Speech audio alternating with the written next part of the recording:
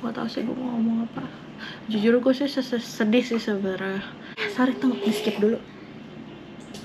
Hai semuanya, selamat datang di vlog gue, Nyonya Walker.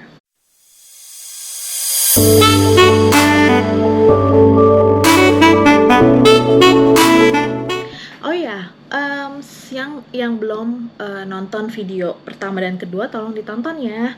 Dan juga jangan lupa yang belum subscribe channelku ya. Kalau ada support, dukungan, aku jadi lebih percaya diri buat ngembangin channel ini. Jadi aku sekarang bikin video. Di sini video yang aku buat itu sebenarnya sih buat lebih ngejawab ya pertanyaan. Yang sebelumnya tuh aku baca di komen ada yang nanya, sebenarnya tuh kasusku tuh seperti apa sih yang detailnya? Mungkin ada yang belum tahu kenapa bisa dibilang malpraktek ya. Oke deh, jadi di sini aku bakal ngejelasin tentang yang nyebabin malpraktek itu apa. Di video pertama itu kan aku bilang kejadiannya itu sesaat setelah operasi sesar anakku yang kedua ya. Oke, jadi pada saat itu terjadi pendarahan kan. Nah, aku mau jelasin di sini pendarahannya itu di mana. Mereka itu menemukan titik pendarahannya itu katanya ada di perut bawahku sebelah kanan. Katanya source of bleedingnya ya. Nah, kalau perut kanan bawah itu sih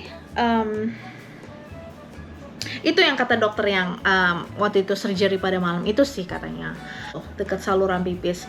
Karena memang pada saat itu aku merasakan sakitnya itu setelah operasi ya. Sakitnya itu memang ada di sebelah kanan sini, di perut bawah gitu. Ya, jadi masuk akal sih.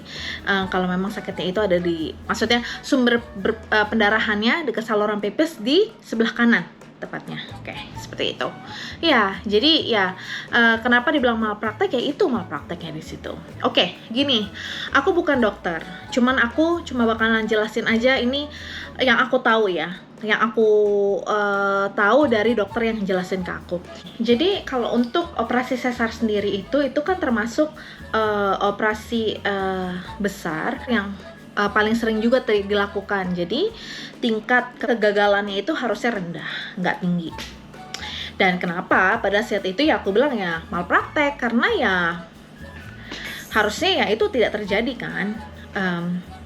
Dan menurut dari dan yang aku bilang malpraktek juga karena pada saat 2 minggu setelah aku operasi itu aku ada follow up appointment sama dokterku yang aku datengin. Tapi ini ini dokter pertama dari awal aku kehamilan sampai aku harusnya melahirkan ya. Jadi yang operasi itu tuh bukan dia. Sekali lagi yang operasi bukan dia, tapi backup dokternya dia gitu. Jadi yang aku udah jelasin kan di video sebelumnya kenapa bukan dia yang operasi. Nah, jadi aku tanyalah kenapa kok hal itu bisa terjadi, dan dia jawabannya memang bilang dia bilang seperti ini. Ya mungkin itu ya memang udah resiko dari operasi. Resiko apa maksudnya gitu. Sorry ya, kalau menurut aku di sini ini nggak masuk akal aja gitu. Aku benar-benar nggak terima kan jawabannya dia. Ya, dan itu memang dan suamiku juga setuju akan hal itu. Kalau memang terjadi kesalahan pada saat malam dimana aku melahirkan anak keduaku itu, dan itu bisa dibilang ya kesalahan dan kelalaian dari dokter yang operasi itu. Dan ini masuk akal juga sih. Jadi di video pertama aku juga jelasin kan karena pada saat itu ruangan operasi itu tuh penuh. Jadinya pada saat itu ya ibaratnya ada empat operasi besar gitu yang terjadi.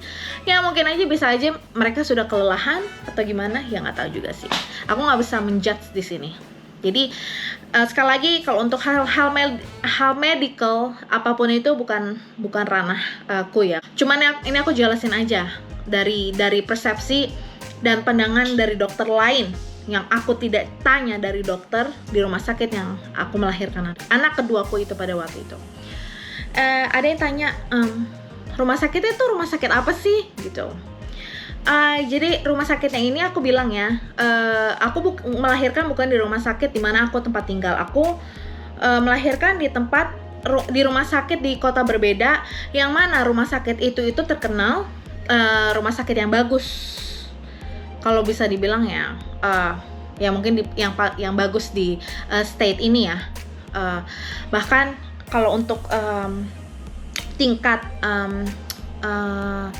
trauma centernya, rumah sakit yang aku datangin itu yang paling bagus in nationwide di US ini gitu. Cuma sekali lagi kan aku juga jelasin di video sebelumnya gitu, kalau dokter, even dokter yang di trauma center itu berbeda opini dengan dokter yang melakukan operasi aku pada saat itu. Dia bisa dilihat lah ya, kalau memang dokter yang melakukan operasiku pada saat itu memang dia seakan tuh memang menutupin, dia nggak mau ketahuan apa yang sebenarnya yang terjadi pada saat malam itu gitu. Oke, saya nggak mau bahas deh untuk detailnya ke sana. Cuman mau bilang aja kalau sebenarnya jujur sampai saat ini ya, setelah saya tayangin video saya itu yang pertama dan kedua itu, pada bilang kenapa nggak dituntut sih? Dituntut aja. Kenapa nggak dituntut? Kan itu udah malpraktek. Memang itu sudah merugikan sekali banyak waktu ya.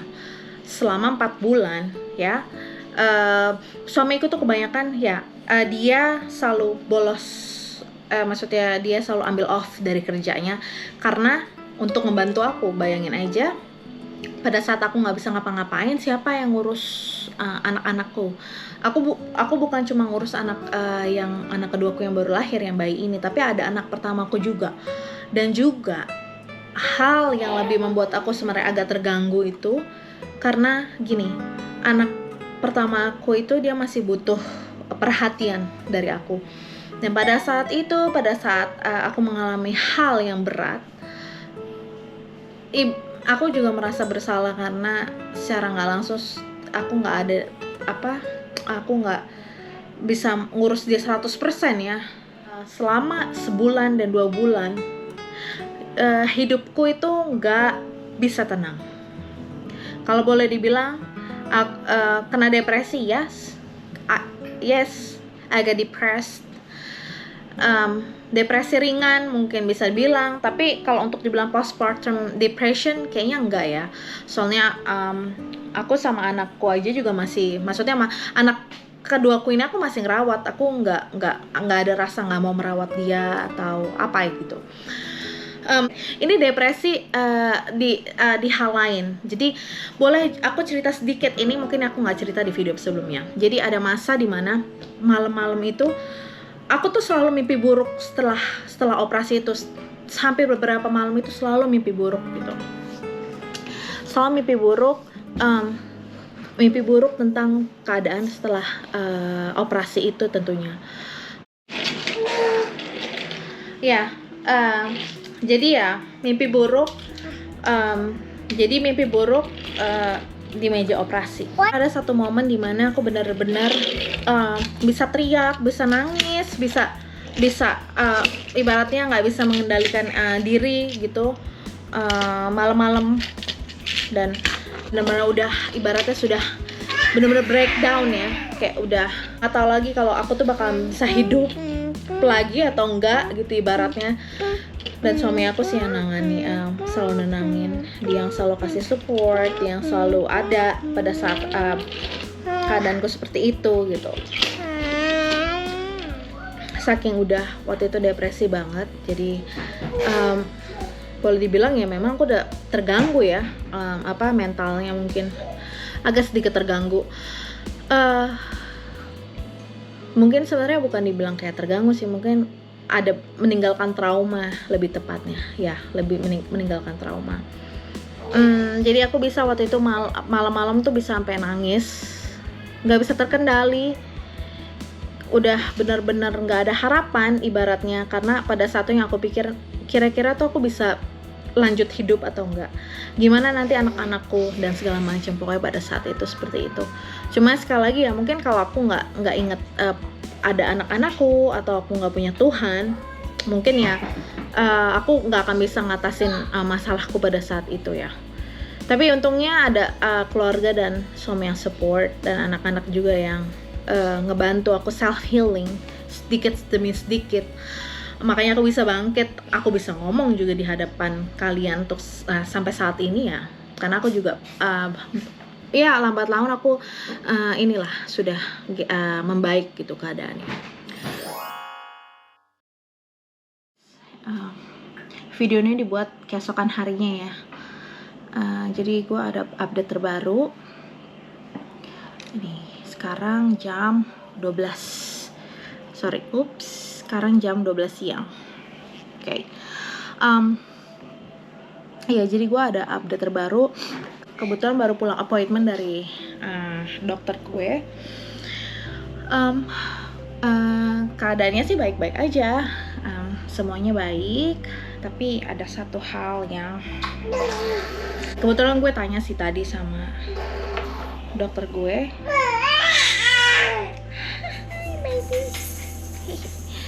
Jadi gue tanya sama dokter gue tentang apakah gue bakal bisa punya anak lagi atau enggak. Karena sebenarnya memang gue pengen punya anak satu lagi gitu tadinya.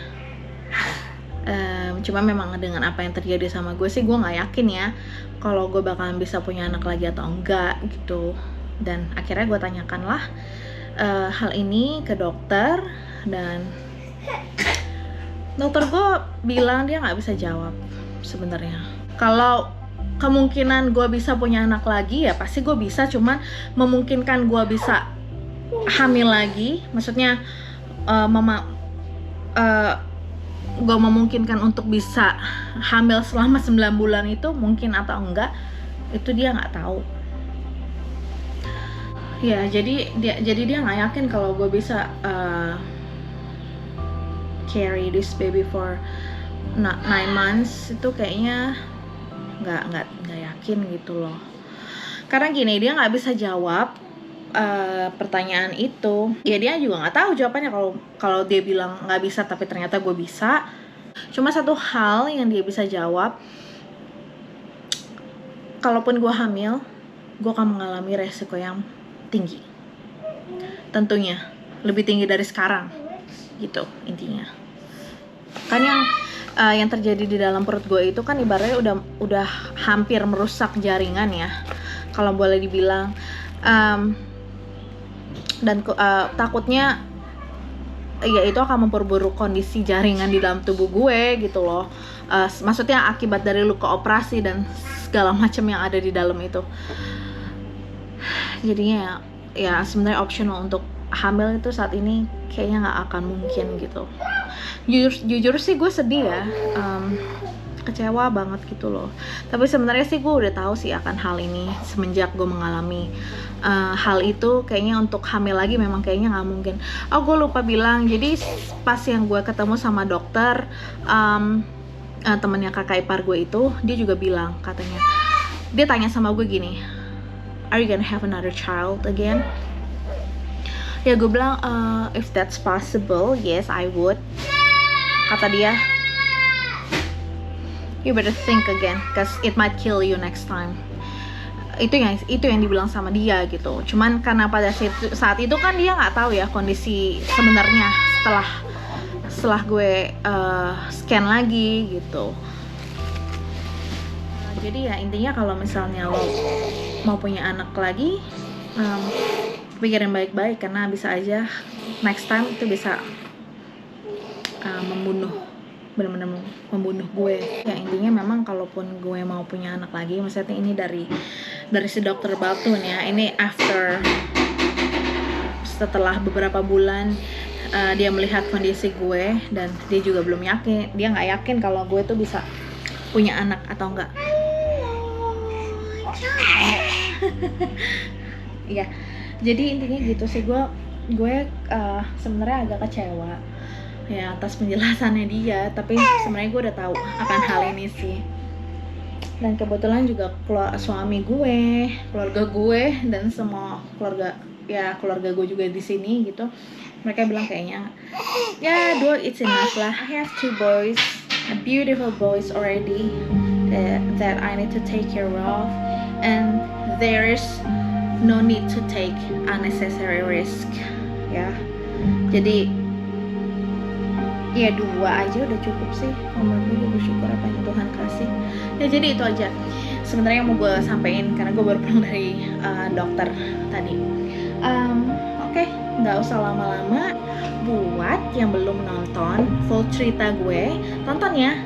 Klik linknya di part 1 dan part 2. Please subscribe ya guys, please banget subscribe. Jadi please auntie and uncle do subscribe my channel. Jonah, bye bye. Yeah, bye bye. Okay, bye bye guys. I'll see you in the next video. Bye.